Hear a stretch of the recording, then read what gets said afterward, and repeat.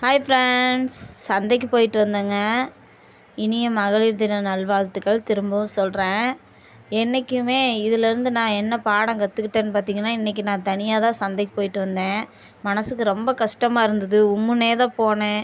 எப்போவும் போய் வாங்குகிற பக்கம் வாங்கும்போது ஒரு சங்கடம் இருந்தது, தனியாக போகிறோமேன்னு சொல்லிட்டு. ஆனால் இது பழகிக்கிறது ரொம்ப நல்லது. நாளை பின்ன எல்லா நேரத்துலையும் எல்லோரும் நம்ம கூட இருக்கவே மாட்டாங்க. ஒரு நேரம் பிரிஞ்சு போகத்தான் செய்கிறாங்க. அது என்ன பிரச்சனைன்றதும் அது அவங்களோட மனசை பொறுத்து இருக்குது. நம்ம மேலேயும் தப்பு இருக்கலாம், இல்லை அவங்க மேலேயும் தப்பு இருக்கலாம்.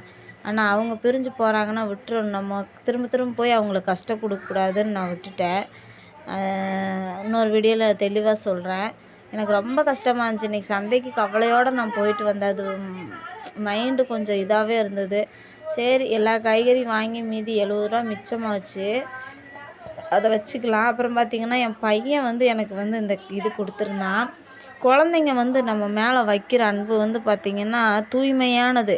அதில் எந்த கலப்படமும் இருக்காது. இவங்க இது செய்வாங்க, அம்மா இது செய்வாங்கன்னு கண்டிப்பாக எந்த குழந்தையும் எதிர்பார்க்காது.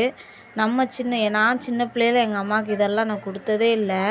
ஆனால் இப்போ நினைக்கிறேன், நம்ம பிள்ளைங்க நமக்கு இதெல்லாம் கொடுக்குறாங்களேன்னு சொல்லிட்டு. அழகாக எழுதியிருக்கிறான் என் பையன் கலர் அடித்து, மகளிர் தின நல்வாழ்த்துக்கள் அப்படின்னு.